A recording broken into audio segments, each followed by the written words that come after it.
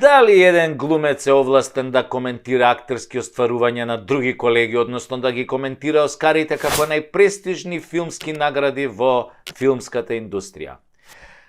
Па ако на пекар му е дозволено леб да јаде, ако на сладкар тулумба да лапа, ако на порно глумица колбас да крка,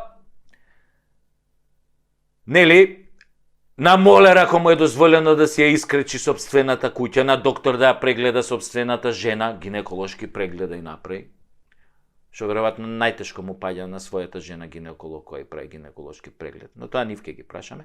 Зошто бе на глумец да му било забрането да коментира туѓа актерска игра?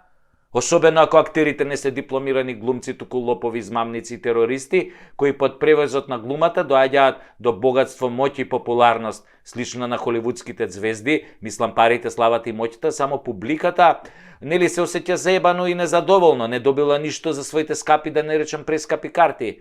Затоа јас, актерот и дипломиран глумец Сашо Тасевски, денеска ќе ги коментирам непрофесионалните глумци во Македонија, кои живеат нели како бубрек у лој, благодарение на глумата и се добитници на Оскари во сите категории, а највеќе во категоријата еби го својот народ, не му давај глава да дигне, бидејќи тој те одбрал да го парцаш. Не бе говеда, народот те одбрал да му обезбедиш нормален живот, а за тоа те наградил тебе како политичар со лагоден живот, не те наместил да лажеш и да крадеш и да глумиш мамето ваше професионално измамничко. Кога утре би се одржале Оскари во Скопје, Битола или Охрид, не е важно, само во Струмица не може да се одржат, не може Глобал да се преправи во сала, нели? Иако веројатно еден од најдобрите филмови е снимен таму, во главна улога на Зоки Заев звани Чак Норис на измамата, Джеки Чен на акробатската превара, Антони Хопкинс на балканското лудило и Шерон Стоун на ширењето нозе пред странскиот фактор. Но да почнеме по ред. Оскари се даваат по ред, иако во нашиот филм наречен Македонија има се, само нема ред. Повеќе личи на оние урнебесни црно-бели филмови со Бастер Китон во главната улога, каде не се знае кој паѓа на глава, а кој директно на мозок, ако пред тоа не му бил добро изяван. Веројатно на тие наши Оскари кои ќе бидат без врски, за разлика од бумамарата на Ранко, кај што награди добиваат претежно блиските другарите на нешто како во комунизмот, а другите гледаат во излогот, пак нешто ко комунизмот.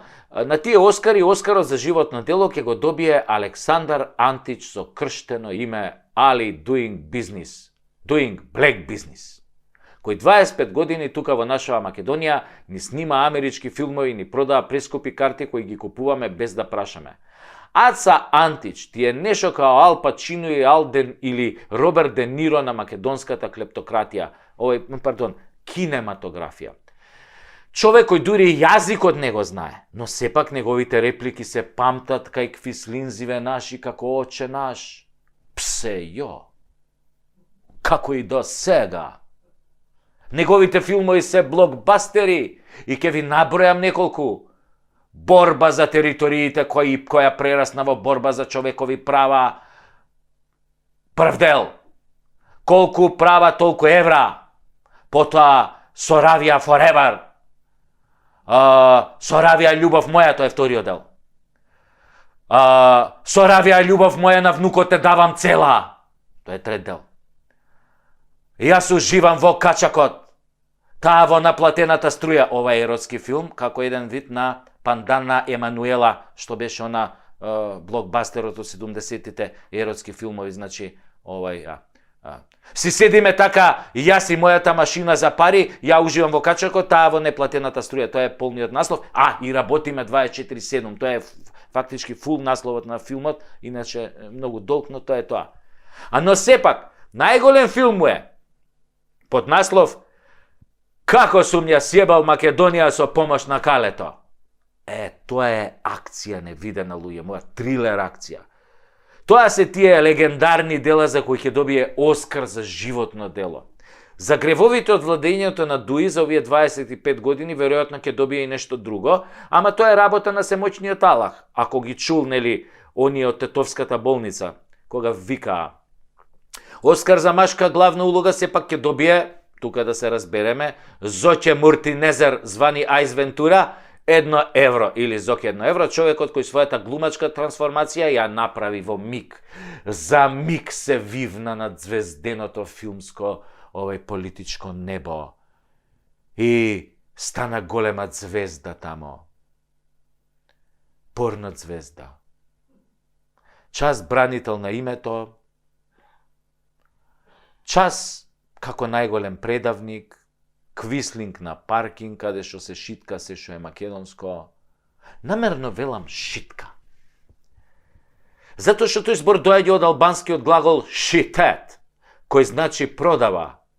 Значи го продава за пари, глагол кој зоќе заедно со неговите сапортинг актери или овие кажи ги епизодисти, Филипсус Венсан, Дон Джонсон Дончев, Кочо Джипси Ангелков, како и целата булјумента од шајер и струга на чело со Мерко, одлично го користеа за да продадат се што е македонско. Оскар за најглупа, но најрасипана улога оди кај Стефчо Пендраковски, кој си го сменил на времето името во Стево, за да не звучи Стефчо, па погрешка да го шипнат на црна листа, иако он ја заслужuje многу повеќе од градоначалников. Тоа е глумецот кој во глумата се снаоѓа ко петел меѓу ноеви, ама се обидува со својата душа преварантска која му плаче за да биде филмска звезда да се фали со францускиот договор.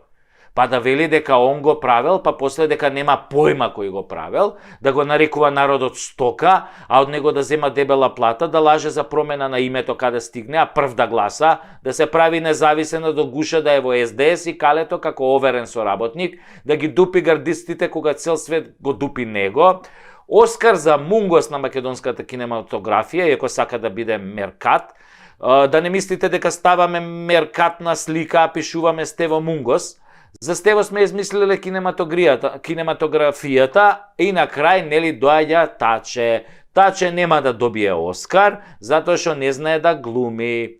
Не знае и да дупи, зашо го дупат, ама поважно е што не знае да глуми, затоа нема Оскар да добие. Башка е толку шлакнат што го бива само за аванта и предавства.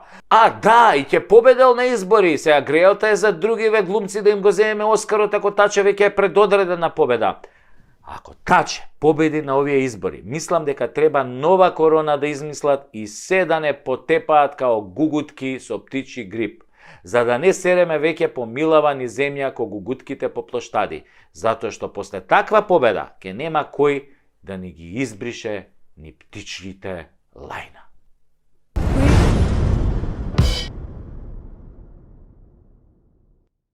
Македонизмот е штетен и лош, и ако оваа држава треба за се да го слуша калето, тогаш не ни треба ни да имаме држава. Пред некој ден го гледав филмот што го снимаше актерот Шон Пен за време на почетокот на конфликтот Русија-Украина наречен Суперсила.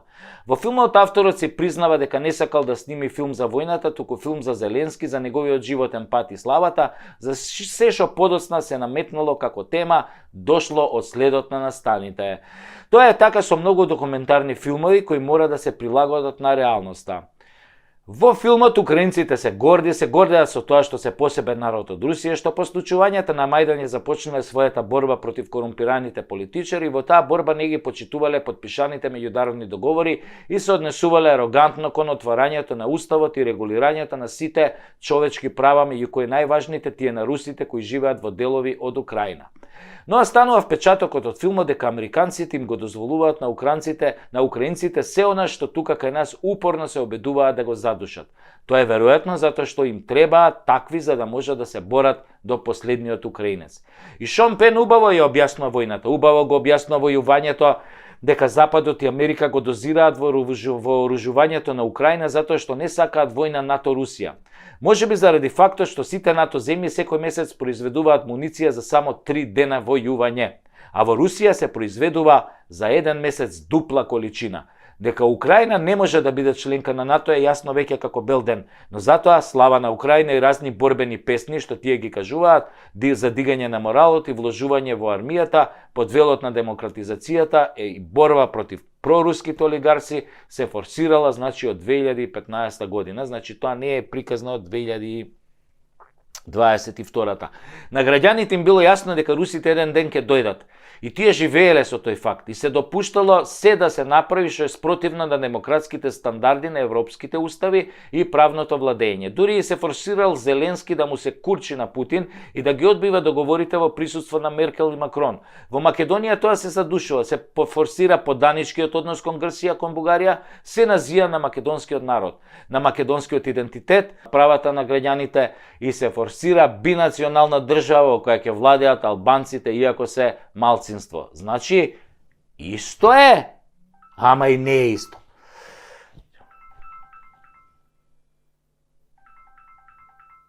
Путин.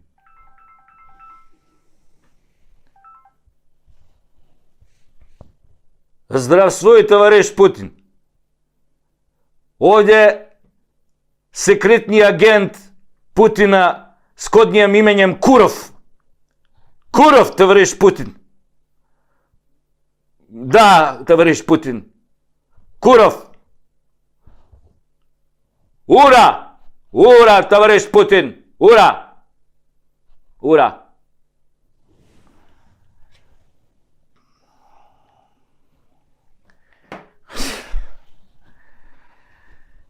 Путин ме бара. Да, мене, како што слушнав, тајното име ми е Куров. Како руски разузнавач, нели? Ме бара, ке ме чека после кола, ке ме носат на аеродром. У Москва треба да јаваме овој поларни мечки утре. И така, па без мене не му е кеф да јава мечка. Него кај застанавме? Најважно е дека се форсираат тие кои се партнери на Калето и другите земји. И ним им се дава се. Цела моќ да создаваат систем од суди и обвинители, да цицаат пари од буџетот, да купуваат имот. Додека во Украина проруските олигарси се на политички отстрел пред војната, во Македонија албанските националисти и олигарси се форсираат да станат помоćни и побогати. Се тоа низ призмата на неказнивост и политичка поддршка, многу слично како во Украина. Украина е напуштиле досега околу 7-8 милиони луѓе, што е некаде околу 15% од популацијата. Ова се официјални бројки, најверојатно е преку 12 милиони ја имаат напуштено.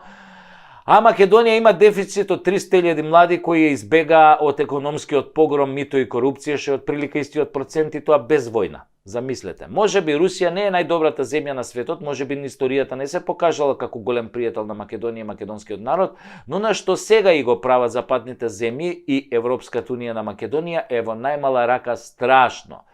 Не може би како војна, но и тука умираат луѓе на разни начини кои не се нормални и не се секојдневни во земјите на Европската унија. Само видете што се протна со европско знаменце, што се случува со квази автопатите, каде се плаќаат милиарди евра, врбување на домашни предавници за грз долари од страна на Западот, лажни ветувања за членство во Унијата за да се случи апсурдот дека на Украина, на земја во војна, која што ја губи војната, разрушена, без 25% од своја територија и дадоа почеток за преговори. Замислете, на Украина и дадоа почеток за преговори со Европската унија. Какви се тоа двојни стандарди? Каква е тоа космичка дволичност, лицемерие? И форсираат тука албанско политичко крило да ја растура полека земјата. Тоа многу кажува за ова дволично однесување. И само се повторува европски вредности. Ми се гади веќе и од сатирата на таа тема. Едноставно се одвратни. Но не само кон овој народ. Многу примери има за жални светот, двојни аршини во 21. век, цивилизацијски вредности, развиена демократија, европска демократија, западна демократија, слобода и правда. А во Газа се случува геноцид. Преку 15.000 мртви деца за неколку месеци. Деца само. Европски права, слобода и правда. Курот на Магареново зоолошка. Оне што мој комшија на лавот. Да му го опрам.